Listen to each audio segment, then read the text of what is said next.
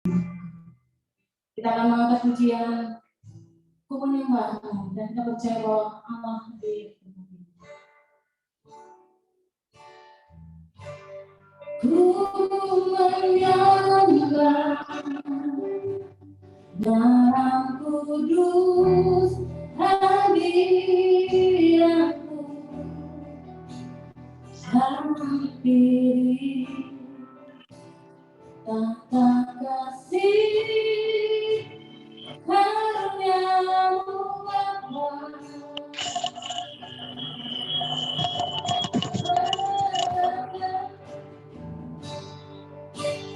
Hanya dalam hadiratmu,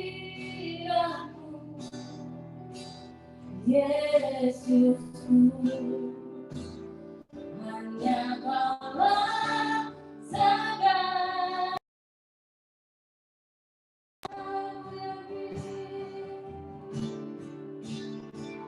Ku yakin Kau hadir di sini. Ku rasakan kuasa yang tak terbatas. Ku yakin Kau nyata di sini. Kemenangan terjadi di sini.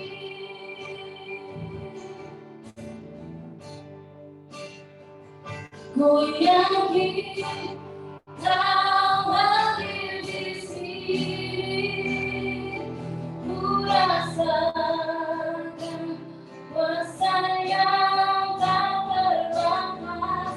Ku yakin Kau nyata di sini. Kemenangan terjadi di sini. Kemenangan terjadi di sini. Kemenangan terjadi di sini.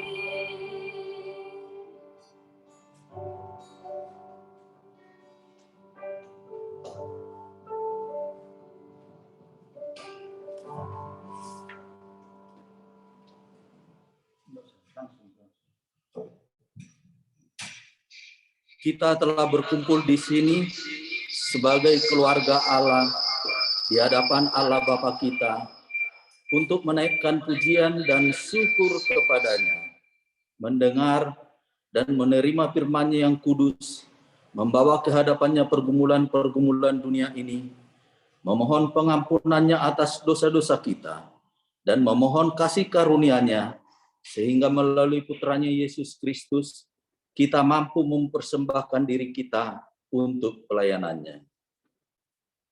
Jika kita berkata bahwa kita tidak berdosa, maka kita menipu diri kita sendiri dan kebenaran tidak ada di dalam kita. Jika kita mengaku dosa kita, Allah adalah setia dan adil, sehingga Ia akan mengampuni dosa-dosa kita dan menyucikan kita dari segala ketidakbenaran. Marilah kita mengaku dosa-dosa kita ke hadapan Allah yang Maha Kuasa bersama. Allah yang Maha Kuasa, Bapa Surgawi, kami telah berdosa terhadap Engkau dan terhadap sesama kami di dalam pikiran, perkataan, dan perbuatan, melalui kelalaian, kelemahan, dan kesalahan yang disengaja. Kami sangat menyesal dan bertobat dari semua dosa kami, demi Putramu Yesus Kristus yang telah mati untuk kami. Ampunilah kami atas semua yang telah kami lakukan, dan karuniakanlah kami, agar kami dapat melayani Engkau di dalam kehidupan yang baru, bagi kemuliaan nama-Mu. Amin.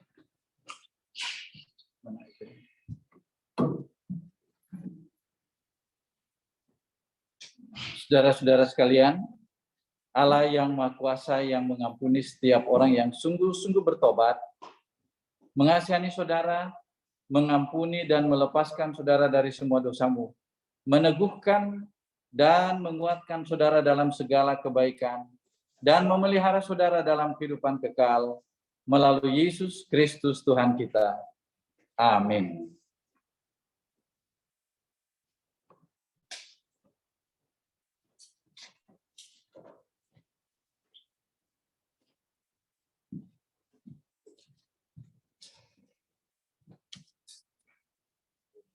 Bapak Ibu, kita bersama-sama akan membaca firman Tuhan dari Perjanjian Lama, Yesaya 49, ayat yang ke-13 sampai ayatnya yang ke-23.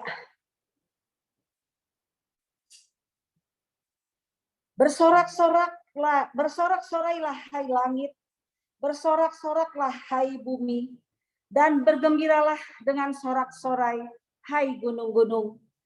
Sebab Tuhan menghibur umat-Nya dan menyayangi orang-orangnya yang tertindas. Sion berkata, Tuhan telah meninggalkan aku, dan Tuhanku telah melupakan aku.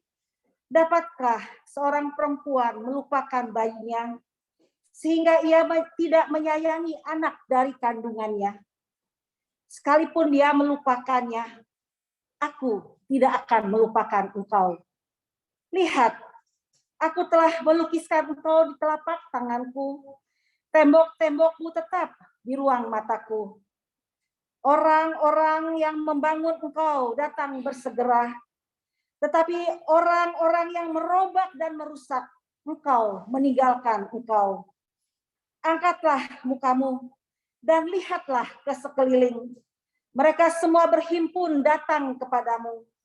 Demi aku yang hidup, demikianlah firman Tuhan.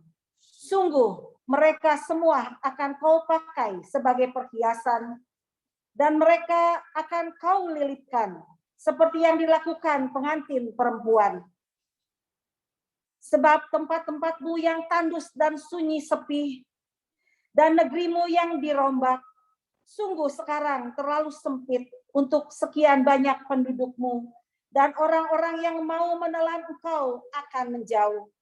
Malahan anak-anakmu yang kau sangka hilang akan berkata kepadamu, tempat itu terlalu sempit bagiku, menyisihlah supaya aku dapat diam di situ. Maka engkau akan berkata dalam hatimu, siapakah yang telah melahirkan sekaliannya ini bagiku?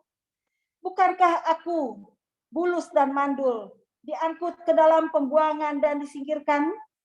Tetapi anak-anak ini, siapakah yang membesarkan mereka? Sesungguhnya aku tertinggal seorang diri, tetapi mereka ini dari manakah datangnya? Beginilah firman Tuhan. Lihat, aku akan mengangkat tanganku sebagai tanda untuk bangsa-bangsa dan memasang panji-panjiku untuk suku-suku bangsa. Maka mereka akan menggendong anak-anakmu laki-laki dan anak-anakmu perempuan akan didukung di atas bahunya. Maka raja-raja akan menjadi pengasuhmu dan permaisuri-permaisuri mereka menjadi inangmu. Mereka akan sujud kepadamu dengan mukanya sampai ke tanah dan akan menjilat debu kakimu. Maka engkau akan mengetahui bahwa akulah Tuhan dan bahwa orang-orang yang menanti-nantikan aku tidak akan mendapat malu. Demikianlah firman Tuhan.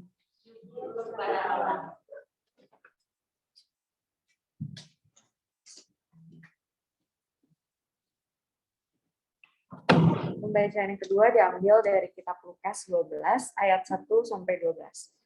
Pengajaran khusus bagi murid-murid. Sementara itu beribu-ribu orang banyak telah berkerumun sehingga mereka berdesak-desakan. Lalu Yesus mulai mengajar pertama-tama kepada murid-muridnya. Katanya, waspadalah terhadap Farisi, yaitu kemunafikan orang Farisi. Tidak ada sesuatu pun yang tertutup yang tidak akan dibuka, dan tidak ada sesuatu pun yang tersembunyi yang tidak akan diketahui. Karena itu, apa yang kamu katakan dalam gelap akan kedengaran dalam terang, dan apa yang kamu bisikkan ke telinga di dalam kamar akan diberitakan dari atas rumah. Aku berkata kepadamu, hai sahabat-sahabatku, janganlah kamu takut terhadap mereka yang dapat membunuh tubuh dan kemudian tidak dapat berbuat apa-apa lagi.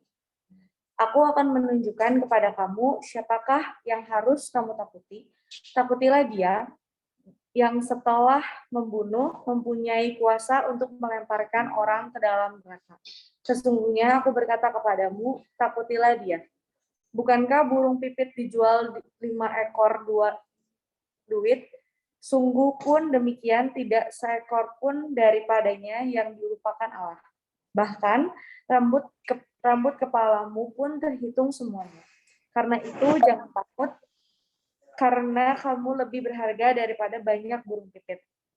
Aku berkata kepadamu, setiap orang yang mengakui aku di depan manusia, anak manusia juga akan mengakui dia di depan malaikat-malaikat Allah. Tetapi barang siapa menyangkal aku di depan manusia, ia akan disangkal di depan malaikat-malaikat Allah. Setiap orang yang mengatakan sesuatu melawan anak manusia, ia akan diampuni. Tetapi barang siapa menghujat Roh Kudus, ia tidak akan diampuni. Apabila orang menghadapkan kamu kepada majelis-majelis atau kepada pemerintah-pemerintah dan penguasa-penguasa, janganlah kamu khawatir bagaimana dan apa yang harus kamu katakan untuk membela dirimu. Sebab pada saat itu juga Roh Kudus akan mengajar kamu apa yang harus kamu katakan. Demikianlah firman Tuhan. Syukur kepada Allah.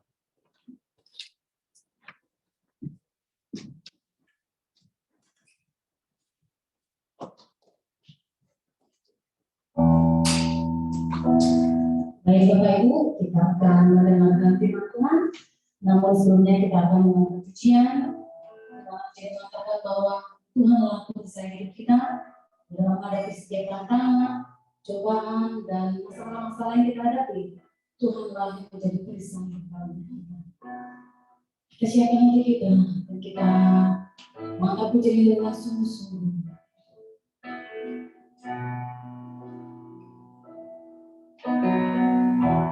Engkaulah perisaiku, saat badai hidup menentangku. Firman-Mu di dalamku, tenangkan jiwaku, bukan berdiri di tengah badai, dalam kekuatan yang Kau berikan, sampai kapanpun ku akan bertahan, karena Yesus selalu menopang hidupku. Sekarang kita katakan, Engkau perisaiku.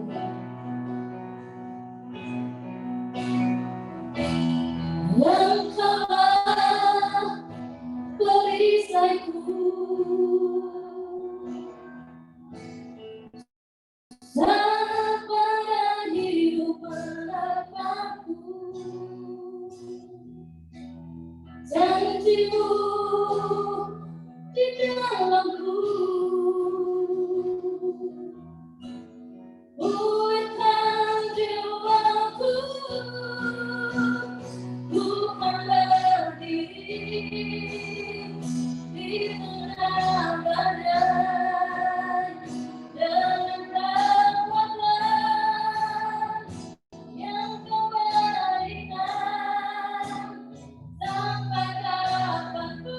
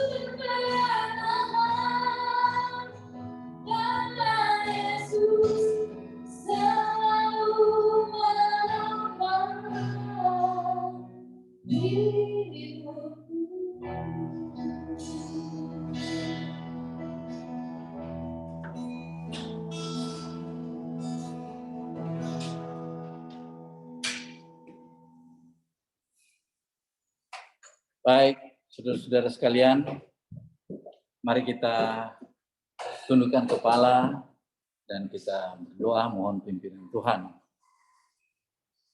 Kita berdoa. Ya Roh Kudus, ya Tuhan kami, terangi hati kami agar kami dapat mendengarkan suara-Mu. Amin. Saudara-saudara, suatu hari saudara, dan ini sering kali saudara alami ya, di WA atau di SMS, saudara menerima pesan seperti ini. Selamat, Anda terpilih untuk hadiah-hadiah kami. Televisi, handphone, dalam kurung iPhone 13 Pro. Dan di bawah itu, hubungi nomor telepon ini. Sesudah dihubungi, maka ujung-ujungnya ialah saudara juga harus membayar dan kemudian harus ada deposit sekian-sekian dan akhirnya saudara tertipu. Lalu yang kedua, saudara dapat WA seperti ini atau SMS seperti ini. Selamat, Anda terpilih untuk mendapatkan hadiah dari bank ini sebesar 500 juta. Silakan bawa KTP Anda dan datang menghadap pimpinan bank kami. Sementara tabungan Anda barangkali sudah batas untuk menutup rekening atau debit Anda. Katakanlah tinggal 10.000, tapi Anda mendapatkan 500 juta. Dan Anda percaya karena disuruh datang ke kantor itu. Ketika datang, oh ini yang namanya Ibu Natalina, iya, mana KTP-nya? Ya, bersyukurlah Ibu memenangkan 500 juta ini. Nah, saudara-saudara sekalian, dua hal yang mengatakan selamat, Anda terpilih untuk memenangkan. Yang kedua, selamat, Anda terpilih untuk mendapatkan hadiah, dan itu betul. Nah, tentu kita bergembira dengan yang kedua. Dan ini adalah suatu dampak yang berbeda kalau kita menerima seperti itu. Waduh, senangnya luar biasa. Tetapi sebenarnya dua berita yang sama itu mempunyai dampak yang berbeda. Kalau satu itu adalah tipu-tipu, abal-abal, yang kedua adalah jaminan dan ketemu langsung dengan pimpinan bank tersebut. Tentu beda. Dan langsung ditransfer ke rekening Anda. Dari dua selamat ini, atau dua yang dari dua SMS yang mengatakan Anda terpilih, itu tergantung dari dua hal. Yang pertama, pas Anda butuh, dan yang kedua ialah tergantung otoritasnya. Ya, tergantung otoritas.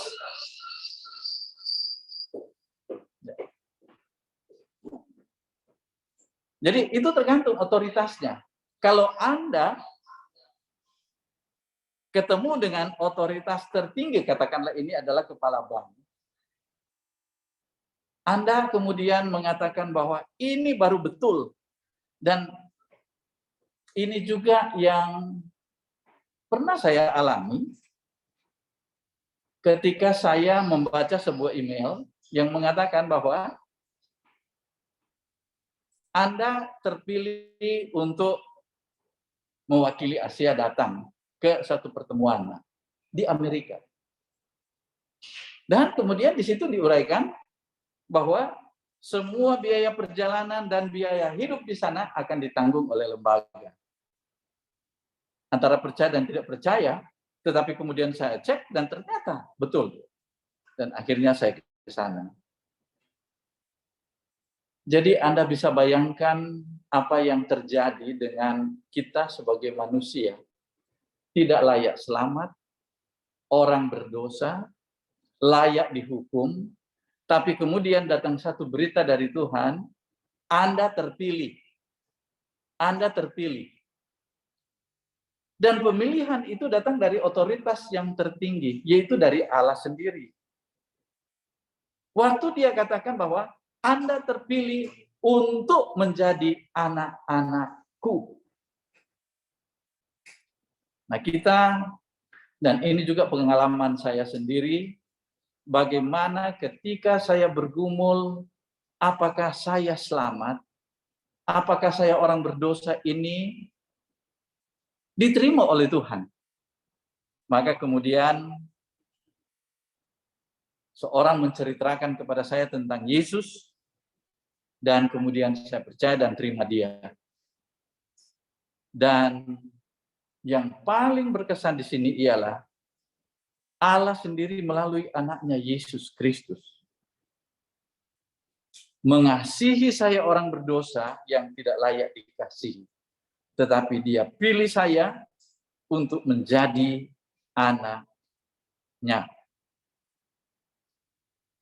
Nah, kalau Anda sudah tiba pada satu keputusan, untuk Anda percaya dan terima Yesus, maka kita harus ingat bahwa bukan kita yang memilih dia, tapi dialah yang punya inisiatif untuk memilih kita.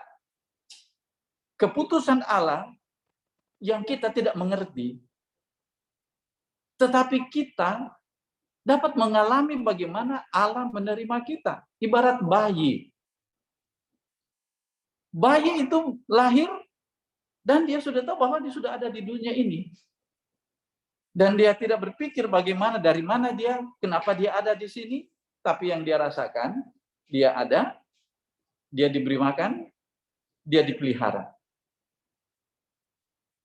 Itulah sebabnya firman Tuhan sering kali mengatakan, kalau kamu tidak dilahirkan kembali, kamu tidak dapat masuk ke dalam kerajaan surga. Nah, baru namanya juga lahir, itu bukan inisiatif kita, bukan kehendak kita. Kita lahir itu bukan karena kita merencanakan. Tetapi persoalannya ialah, waktu kita lahir ke dalam dunia ini, pertanyaannya, siapa yang bertanggung jawab untuk kehidupan saya ini? Inilah yang paling penting. Dan inilah keyakinan orang-orang percaya bahwa jika Allah itu adalah Allah yang punya inisiatif untuk melahirkan kita, maka dia pun yang bertanggung jawab untuk memelihara kita. Dia adalah Allah yang bertanggung jawab untuk memelihara kita. Kehadiran saya juga bukan keinginan saya. Kehidupan ini juga saya sampai saat ini dia pelihara. Lalu siapa? Allah sendiri.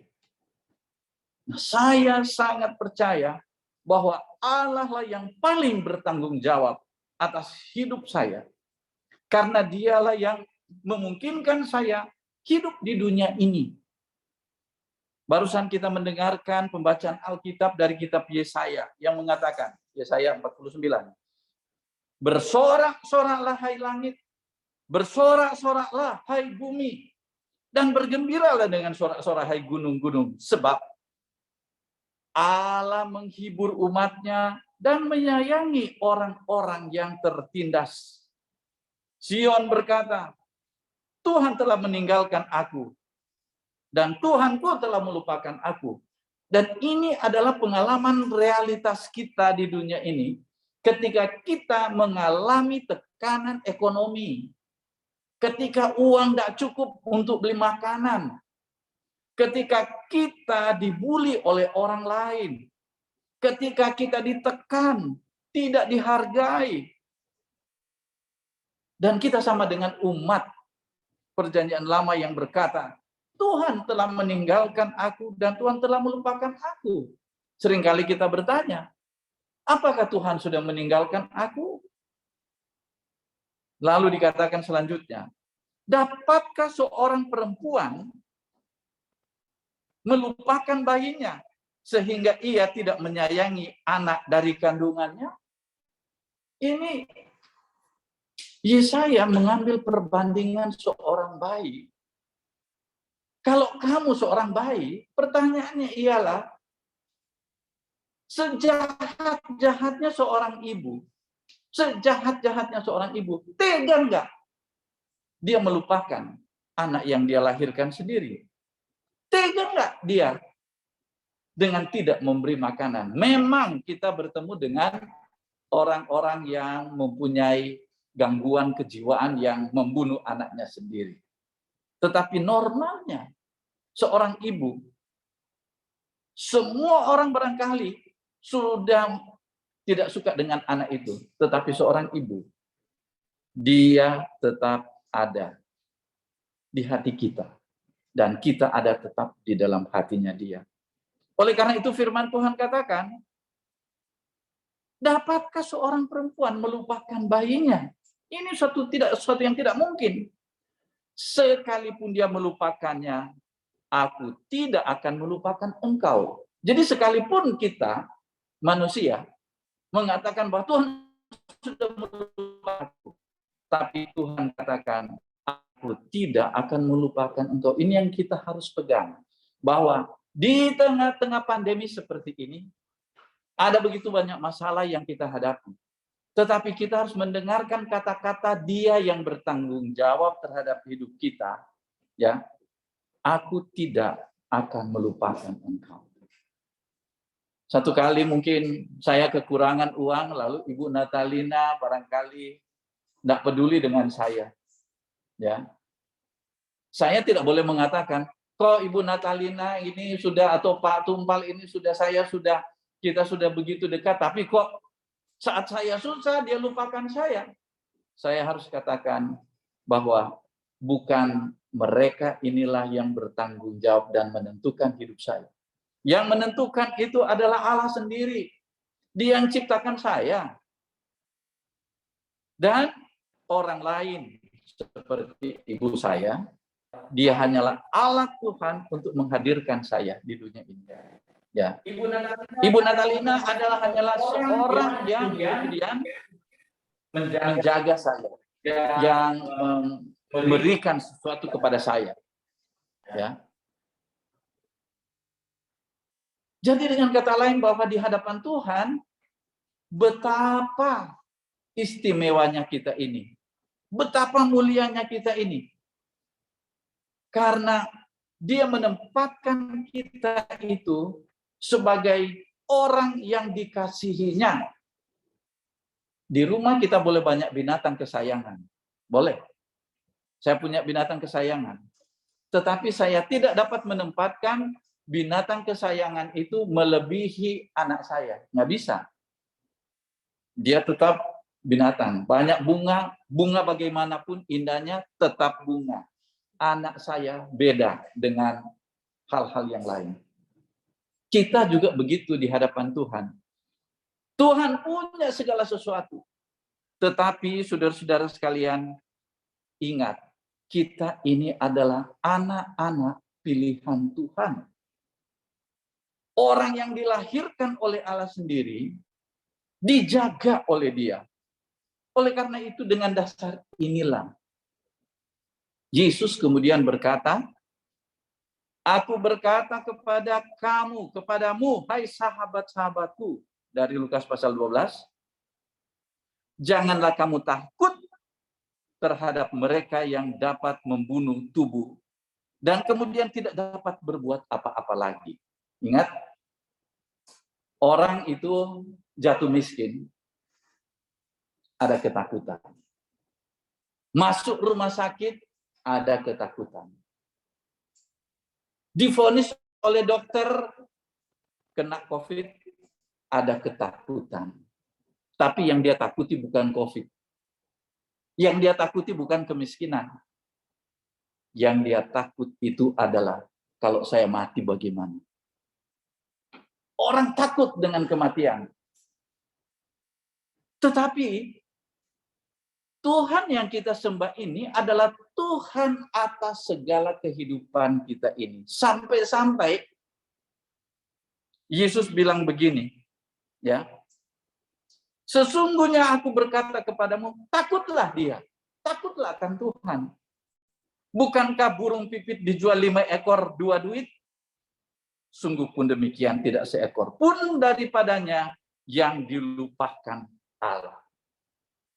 Kalau dulu Anda beli 4 ekor burung, dapat 1 gratis. Bonus. Nah, burung yang bonus ini, yang boleh dibilang tidak ada harganya, ya, yang tidak ada harganya ini, Tuhan bilang bahwa sungguh pun demikian, yang bonus itu, tambahan itu, yang nggak ada harga itu, tidak seekor pun daripadanya yang dilupakan Allah. Itu burung loh. Kita ini manusia. Dan pertanyaannya ialah, apa sih di dalam hidup kita ini yang menjadi kekurangan kita yang kita merasa tidak puas? Seluruh aspek kehidupan kita, mulai dari baju kita, mulai dari makanan kita, dan yang terutama, masa depan kita. Masa depan kita. Ingat, Yesus ingatkan kita dengan berkata begini, bahkan rambut kepalamu pun terhitung semuanya. Ya. Ada beberapa kita yang barangkali rambutnya sudah agak berkurang, tetapi kalaupun dia berkurang, dia belum pernah hitung berapa yang tersisa di kepalanya. Tetap nggak bisa dihitung, ya. Apalagi yang rambutnya banyak, lebat, ya. Tetapi Allah bilang bahwa satu rambut pun itu terhitung semuanya. Allah tahu jumlahnya berapa. Artinya, yang terkecil dalam hidup kita pun Allah tidak akan lupakan. Tetapi kita seringkali melupakan Dia yang bertanggung jawab atas hidup ini. Mengapa demikian? Karena mereka tidak paham dan tidak percaya akan Allah yang bertanggung jawab. Tetapi tanggung jawab Allah bukanlah keinginan kita. Kadang-kadang saya bertemu dengan orang yang khawatir. Kalau ada kita bawa mobil, ya Pak Tumpal ngerti mobil. Seorang ibu yang di belakang yang tidak tahu mobil, Pak, kenapa bunyinya begitu? Waduh, gimana? Bakal celaka nggak? Tenang, Bu. Itu contoh sederhana. Ada seorang teman saya, dia itu bagian mesin pesawat di IPTN. Dia itu tiap kali naik pesawat itu, dia itu selalu khawatir. Kenapa? Justru karena dia tahu bahwa yang ada di situ itu bunyinya begini, ini tidak bagus ini. Tapi rupanya ada yang lebih tahu dari dia, yang dapat memastikan pesawat ini layak terbang. Nah, saudara-saudara sekalian, kita kadang-kadang mengkhawatirkan apa yang akan terjadi dalam hidup ini. Tetapi Allah kita adalah Allah yang paling tahu akan kehidupan kita ini. Bahkan rambut di kepala kita Dia hitung semuanya. Tetapi karena kita didorong oleh keinginan kita, aduh kenapa kok belum kaya-kaya? Kenapa kok pandemi ini semakin tidak pasti? Maka kita hanya berkata, dunia, langit dan bumi ini adalah milik Tuhan. Hidup saya milik Tuhan. Saya tahu Dia adalah Allah yang paling bertanggung jawab, yang tahu apa yang terbaik buat saya dan bukan apa yang terbaik menurut saya. Apa yang terbaik menurut Tuhan. Oleh karena itu, seringkali kalau kita melihat orang, kami sering mengkonseling orang yang takut dan khawatir akan hidupnya. ujung-ujungnya dia tidak rupanya percaya kepada Tuhan. Orang yang pemarah, ujung-ujungnya dia itu adalah orang yang sebenarnya tidak percaya akan kuasa Tuhan. Orang yang khawatir akan masa depan, ujung-ujungnya ialah orang ini tidak percaya kepada Tuhan, bahwa Tuhan itu hidup dan sedang mengatur kehidupannya.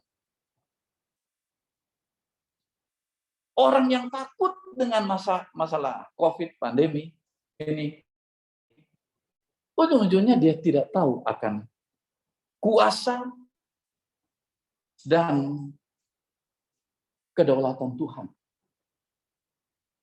Di tengah situasi seperti ini, wajar.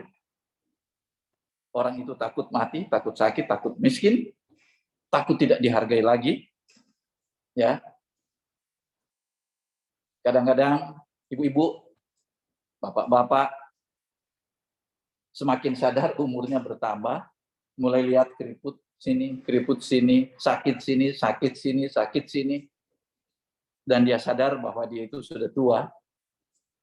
Dan dia mulai berpikir, masih laku nggak saya ini? Makanya senang orang, aduh, Ibu Hertina semakin awet muda. Senang dia bilang begitu.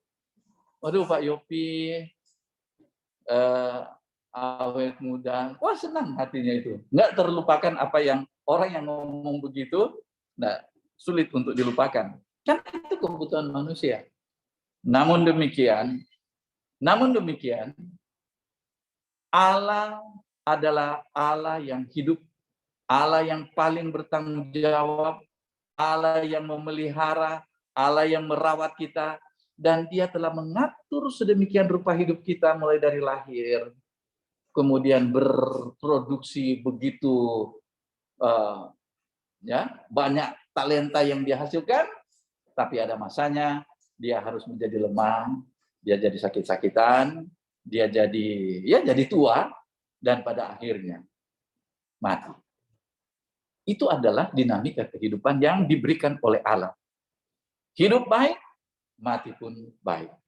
Kalau kita dikasih kesempatan oleh Tuhan, maka jagalah itu. Saya tidak menyarankan bahwa kita itu karena Allah bertanggung jawab, ya serahkan semua kepada Allah. Justru Allah katakan, ini hidup yang telah kuberikan kepadamu. Nikmati, rawat, dan bertanggung jawab atas kesehatan. Sama seperti kalau Pak Tumpal mau punya mobil baru, ya kan? Yang bertanggung jawab siapa? Ya perusahaan yang kasih, ada jaminan. Jadi walaupun ada jaminan, tapi kan tidak mau dirusakin gitu kan? Kan ada jaminan. Begitu juga kita. Allah kasih kehidupan, Allah yang menjamin, Allah yang bertanggung jawab. Tapi Allah mau kita jaga kesehatan kita, itu adalah menghargai apa yang Tuhan berikan kepada kita. Mencuci tangan, kita juga belajar untuk barangkali menabung untuk bertanggung jawab terhadap ekonomi kita. Ya. Dan kalau sakit ya kita cepat-cepat. Sama dengan kita dikasih mobil yang bagus, justru kita senang. Dikasih motor yang bagus, jaga motor ini. Begitu ada rewel, kita langsung bawa.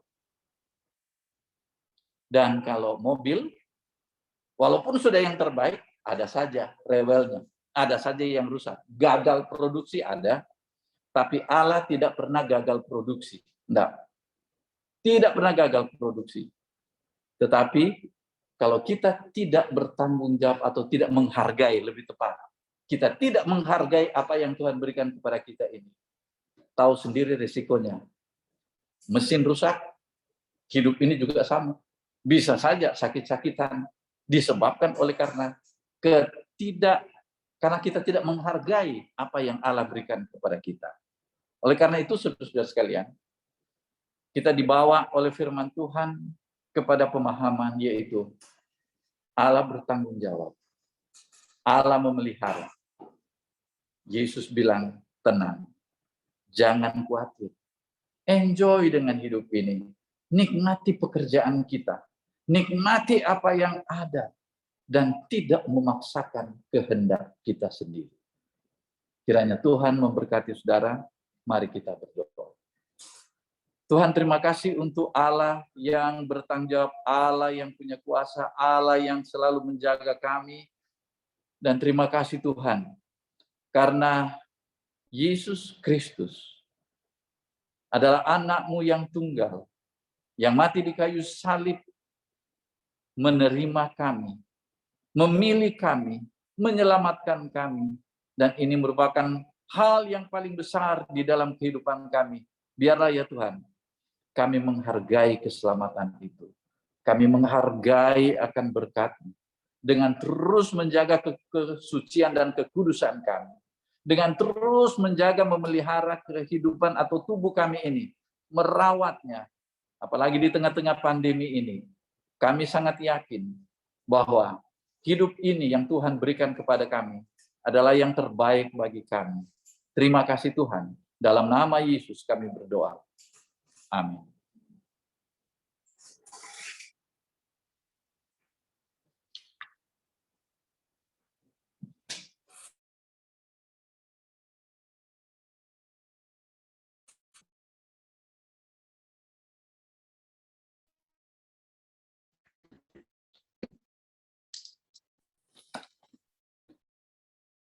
Mari kita mengikrarkan pengakuan iman rasuli kita bersama-sama gereja di seluruh dunia.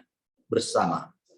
Aku percaya kepada Allah, Bapa yang Maha Kuasa, Khalik langit dan bumi, dan kepada Yesus Kristus, Putranya yang tunggal Tuhan kita, yang dikandung dari Roh Kudus, lahir dari anak darah Maria, yang menderita sengsara di bawah pemerintahan Pontius Pilatus, disalibkan, mati dan dikuburkan. Ia turun ke dalam dunia orang mati. Pada hari ketiga, dia bangkit kembali. Ia naik ke surga dan duduk di sebelah kanan Sang Bapa. Ia akan datang kembali untuk menghakimi orang yang hidup dan yang mati. Aku percaya kepada Roh Kudus, gereja yang kudus dan katolik, persekutuan orang kudus, pengampunan dosa, kebangkitan orang mati, dan hidup yang kekal. Amin.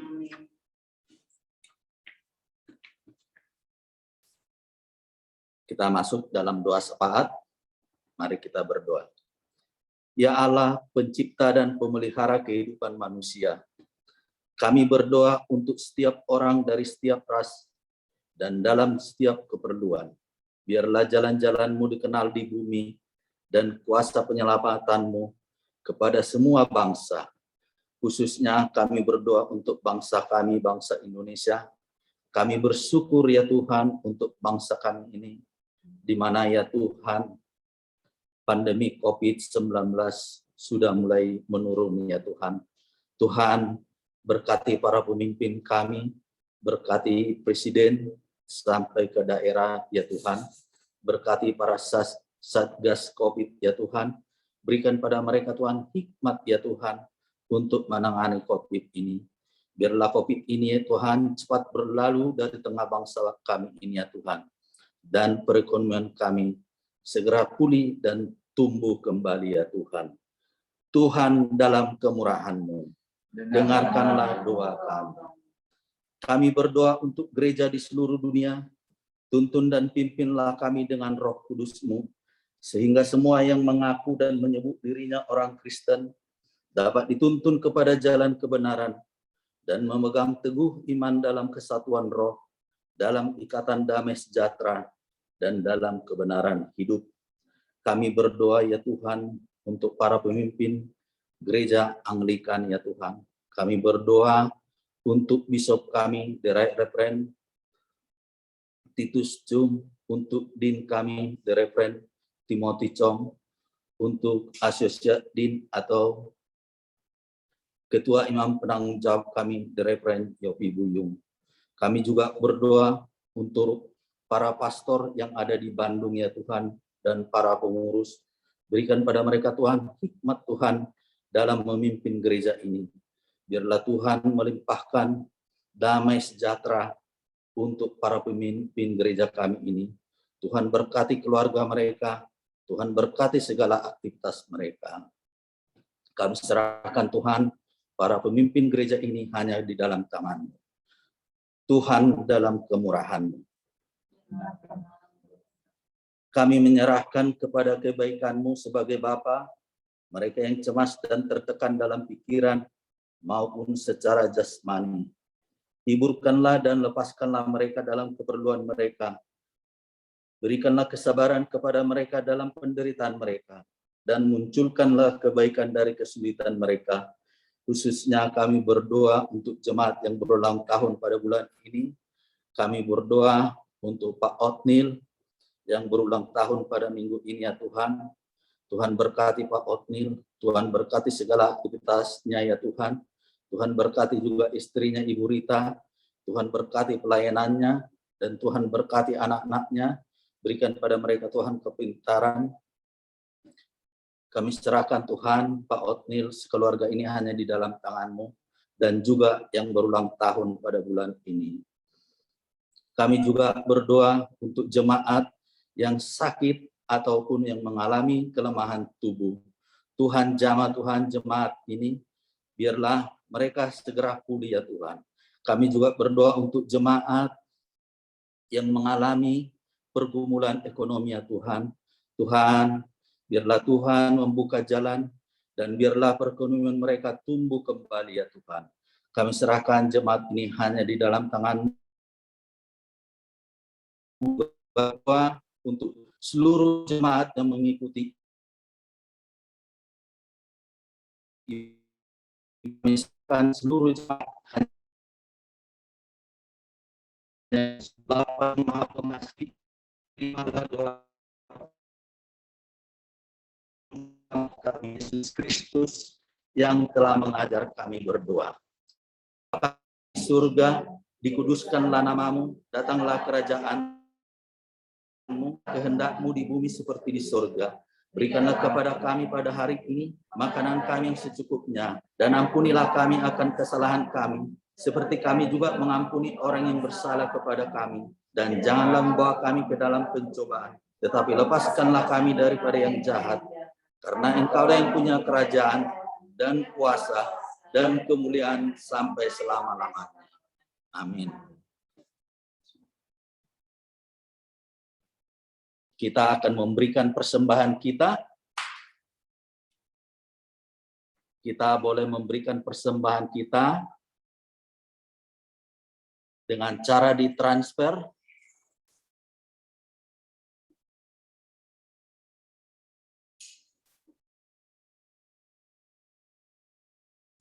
Ditransfer ke rekening gereja yang tertera di layar Anda, ataupun dikumpulkan di rumah masing-masing. Nanti sewaktu kita bertemu atau ibadah on-site, kita dapat memberikannya. Tapi sebelum kita memberikan persembahan kita, saya terlebih dahulu akan membacakan firman Tuhan yang terambil dari 2 Korintus 9 ayat 6-7. Camkanlah ini, orang yang menabur sedikit akan menuai sedikit juga, dan orang yang menabur banyak akan menuai banyak juga. Hendaklah masing-masing memberikan menurut kerelaan hatinya, jangan dengan sedih hati atau karena paksaan, sebab Allah mengasihi orang yang memberi dengan sukacita. Selamat memberi.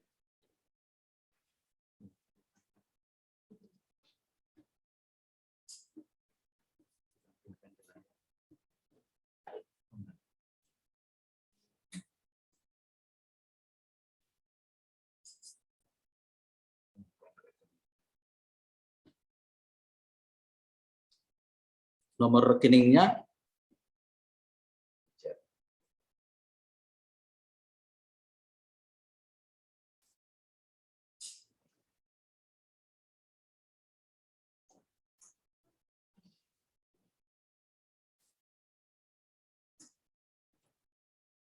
mari kita berdoa untuk persembahan kita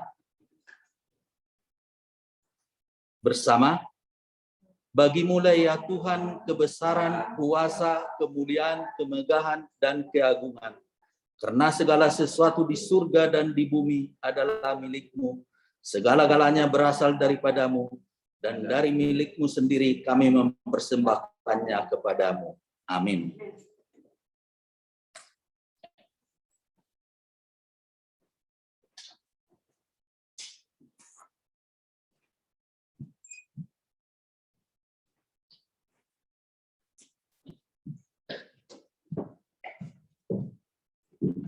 Baik Bapak Ibu, kita akan masuk dalam pengumuman.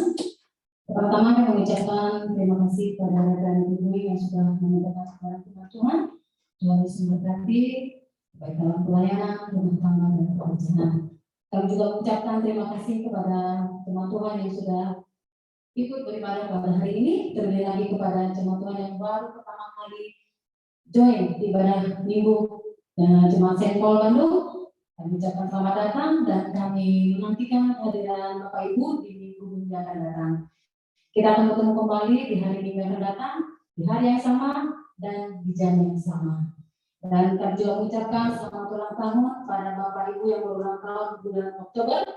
Yang pertama pada Bapak Otniel Theo dari Subang, kami mengucapkan selamat ulang tahun, Tuhan Yesus memberkati Bapak. Baik Bapak Ibu, itu saja pengumumannya. Kita akan mengakhiri ibadah kita pada hari ini. Namun sebelum kita akan mengangkat pujian, kita mengatakan betapa baik ya Tuhan kita. Selalu baik bahkan dengan Tuhan. Semua baik, semua baik. Terima kasih.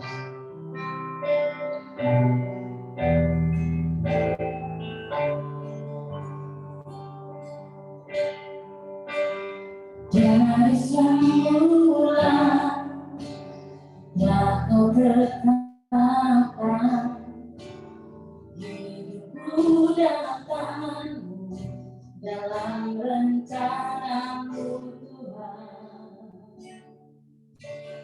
Rencana indah telah kau siapkan bagi masa depan yang penuh harapan. Semua baik, apa yang telah kau berbuat di dalam hidupku. Semua baik, sungguh terang-terangan kau jadikan hidupku berarti. Semua baik, apa yang telah kau perbuat di dalam hidupku. Semua baik, sungguh terang-terangan kau jadikan hidupku berarti.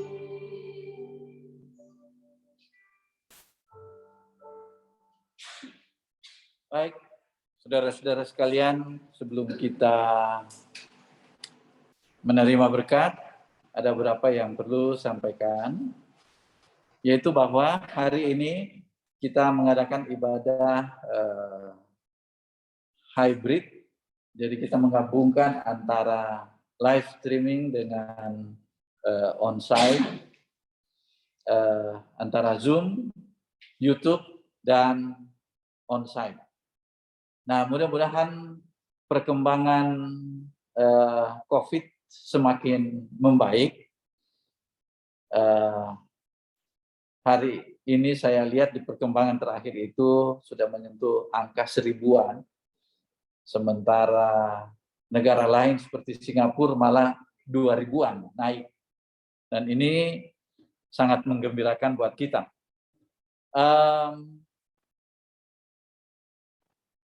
Kalau ini berkembang, kalau ini cukup bagus, maka mungkin minggu depan kita bisa mengadakan perjamuan kudus, ya. Tetapi perjamuan kudus ini pun masih terbatas pada mereka yang bertugas ditambah dengan 1-2 orang yang mengatur peralatan dan sebagainya. Mudah-mudahan ini cepat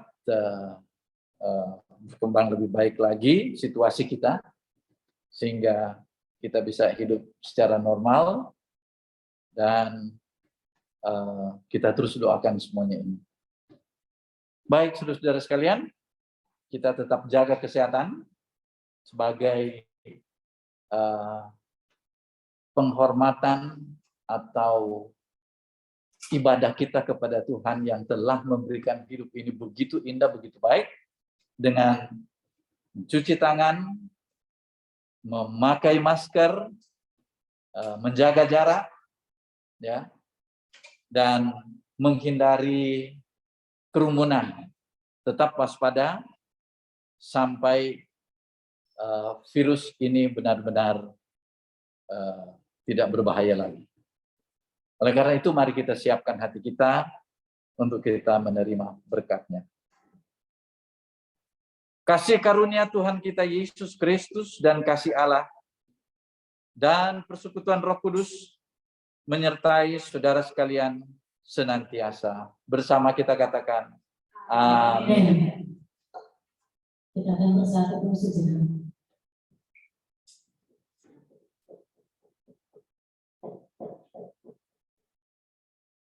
Amin. Baik, selamat hari Minggu Bapak Ibu. Sampai ketemu hari Minggu akan datang. Tuhan Yesus memberkati. Baik, bagi Bapak Ibu yang ingin segera balik, boleh. Yang masih ingin stay untuk berbincang-bincang, silakan. Boleh tanya dari sana kedengaran kita. Dari Subang, bagaimana Kalau dari Subang, bagaimana suara dari TC Kosambi? Apakah kita dengar dengan jelas? Boleh open, apa boleh di-unmute, boleh di-unmute. Yang dari Subang, apakah masih mendengar? Pastor Denny atau Pastor Henry atau Pastor Alamka, semua yang hadir, apakah bisa mendengarkan dengan jelas suara kami dari Kosambi? Ya, semuanya sangat bagus. Hanya terkadang dan barusan juga suaranya bergema. Jadi seperti ada apa ya, feedback gitu, tapi enggak feedback, bergema, ya. Bergema.